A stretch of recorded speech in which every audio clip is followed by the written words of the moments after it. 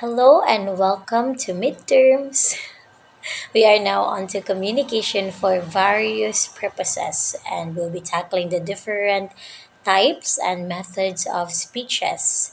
One of our focus, or our main focus actually, for midterms would be the impromptu speech.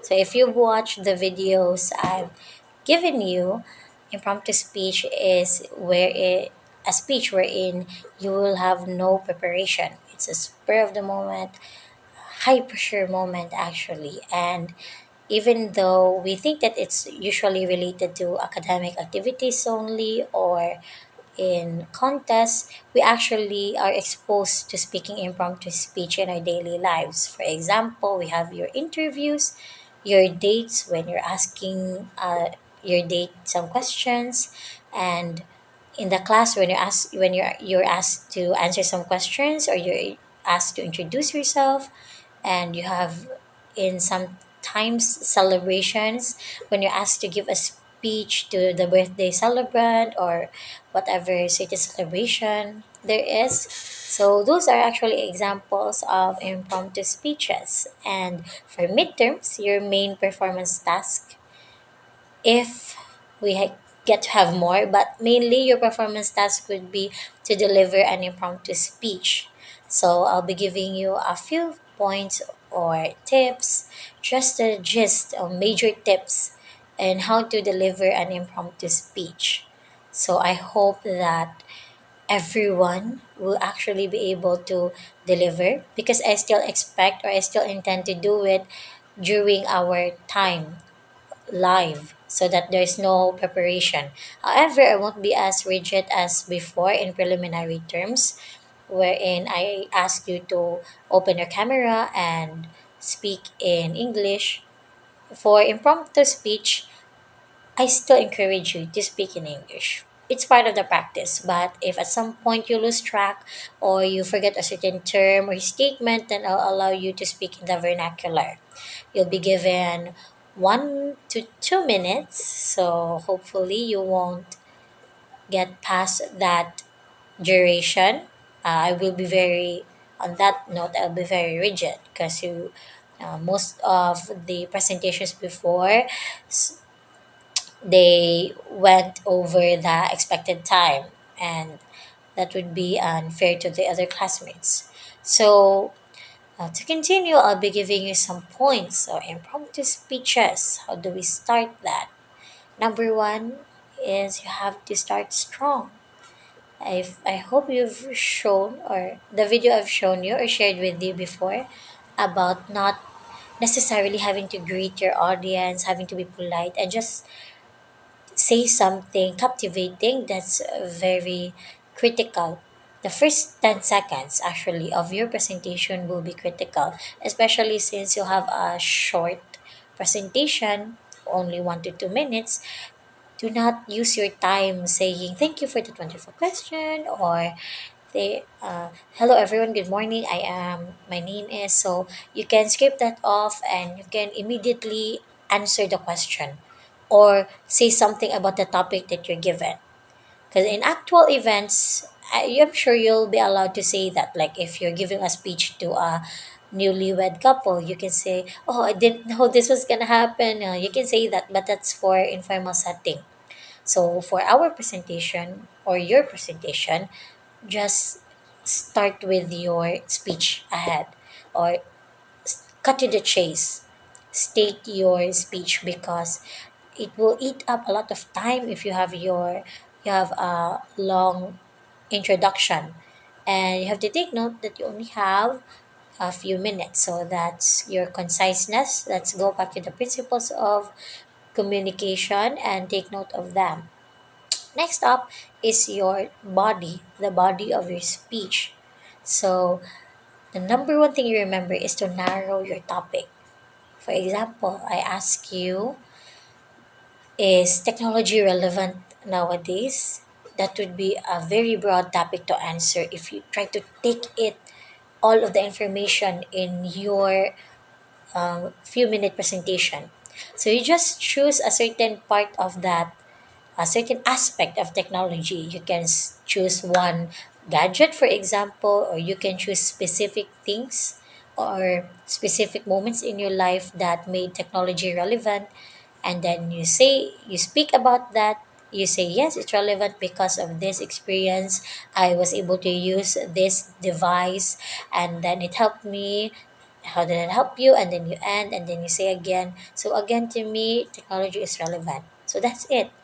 You have in that short moment of thinking, you have to be very fast and try to narrow down what you're going to say, because you're never going to be able to say everything, and it will be difficult for you to structure it as well if you try to put all the ideas into that duration of time.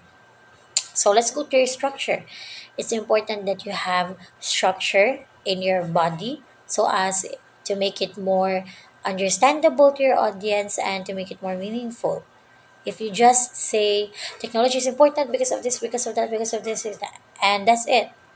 There is no pattern into your speeches. So if you notice, let's say in Miss Universe contest, they usually have a pattern, or let's say in political candidates when they have their debates, they also have, or they're expected to have this pattern. They are preparing. So this may not be an actual part of the delivery of your impromptu speech, but I suggest that you practice. You practice giving out speeches in the spur of the moment, even if you practice with just your friends or your family, because this will get you used to being in that moment, that you have to speak without previously preparing for it or having no thought about it beforehand.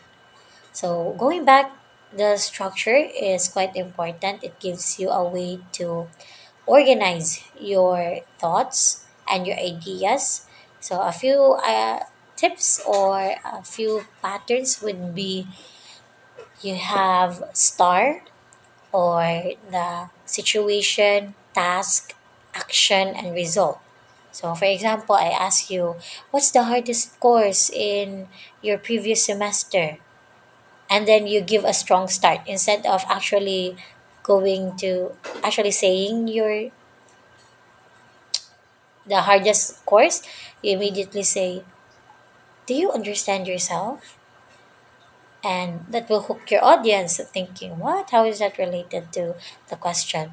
Then you can say, that is the question I keep asking when I took up understanding the self, GE1. Because I believe, despite it being on the surface the easily to neglect course, it was very hard for me. So you have your situation. You're in a part wherein there's a certain something is expected of you, and you are also feeling something. And then you have your task. So you can say, I was given activities and different I was asked to read different things that caused me or forced me to think of these thoughts about myself and to assess myself. And then your action, you can say, because of these certain activities, I was able to reflect on my behavior. I was able to assess the different things that happened to me. Who am I as an individual? And then you can end with the result, saying that, and all those things, they have been very difficult for me at first, but in the end I was able to push through them, because despite the course understanding the self being the most difficult for me, I was able to surpass it, and it made me become a more reflective individual, always thinking about my actions and my character. So you have your result. So again, you have star, situation, your reason, your act. I mean, star. I apologize. You have your star, your situation, your task, your action, and then result. So let's go to the next type of structure. We have prep, your point, reason, example, and then you go back to your point again. So, for example, the point of what's something that is a point, like who is your presidential candidate? My presidential candidate would be, or I would be voting for this person because this presidential, that's your point, and then this presidential candidate is very good, blah blah blah. That's your reason. Your example number one: this presidential candidate was did a lot of things. This presidential candidate is pure. This presidential candidate like that, and then you go back to your point. So again, I know that we have different presidential candidates. You can add a few notes yourself, and then you say, but ultimately for me, this is my choice because of the reasons that I have stated. So that's it. That's prep for you.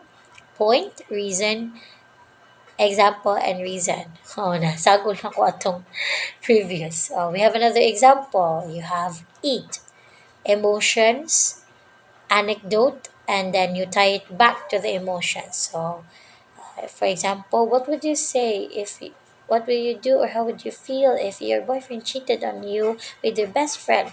So you give out your certain emotions, and then you give an anecdote. So it's like telling a short story or an idea. You can say, I remember when my friend told me that this is very same thing happened to her, and I felt very angry and outraged. So I believe that if ever that will happen to me, I will still be feeling the same thing. I will be doing it, and somehow I think that I can control my emotions. So that's already up to you, but that's a good way to format an answer as well. It was initially feelings, but so emotions or feelings really. Yeah, I preferred eat pattern. I think there's another one if you are asked to choose a certain side of an issue. So, for example, should people really have kids when they are younger, or should they wait until they are stable at a certain age, even if they are nearing their late 30s or 40s? So, you state the issue, and this is the issue. You give the pros and cons. I believe that it I think it's good if people have their children at a young age so they can be. What are possible good reasons for that? Because me personally, I'm I much prefer to have kids when you're actually stable or ready, and you don't have to give us many examples or pros. So when you say pro, it's for that issue, and then con against that issue. So let's say the topic would be, should people have kids at an early age, like early 20s or not? And then you can say that if the people have kids at an early age, so your pros, you can say they can easily connect to the children, they will have more fun years when they are already older. They can watch their children grow up and even have and even see their grandchildren, etc. So you can have at least two to three reasons, and then you bring up the cons, which is what's against.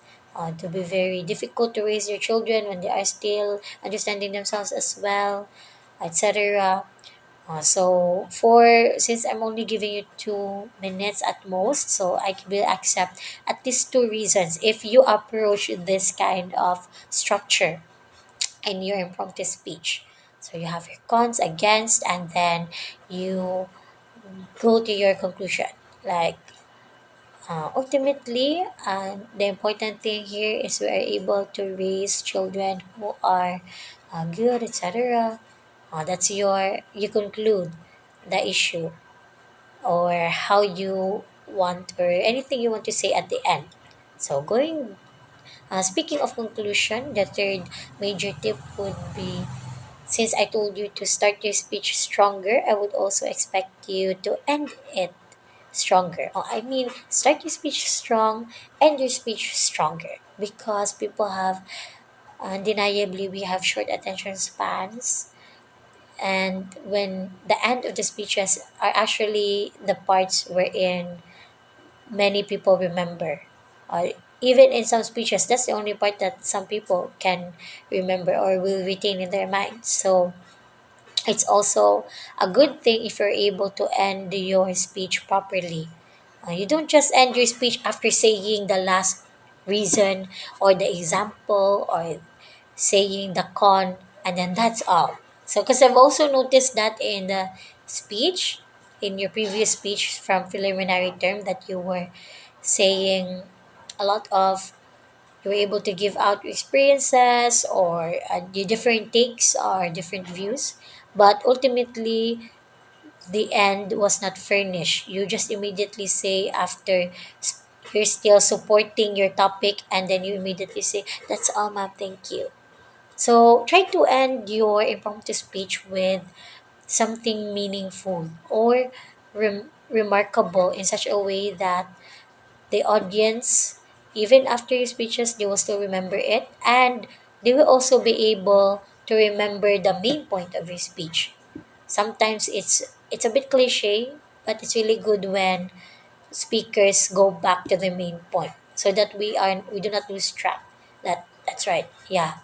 So that's the point. And then we realize, hey, he or she was able to give reasons that were very supportive of his or her topic. So yeah, I understand it more. Because for example, if you give a point, we're not immediately attached to that point, especially if you're trying to persuade someone. But once you give out reasons and then you say that point again and you've already justified it, your listener is more likely to be inclined in accepting your thoughts or agreeing with you. So, although agreement is not the actual goal here, still the goal is for your listeners to get an understanding, to learn something, to know something, to be persuaded of something, and to be connected with you in that short moment. So, I'd like you very much to keep this in mind.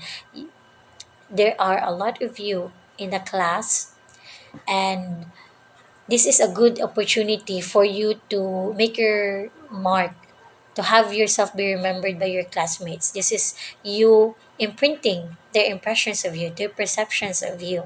So I'd like you to make most of that short duration of time for your presentation, because despite having flaws, despite having mistakes, as long as I see someone who's very sincere and passionate in their speaking, that they really just want to be able to send their message across the listener, that's already a big thing for me.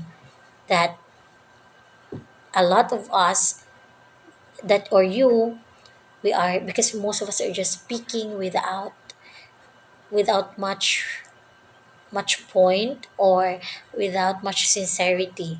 So if you actually focus in the moment and just try to give what you can give, and give it in such a way that will be able to connect to your audience and to your recipients, you already go a long way. You That's already a great presentation for me.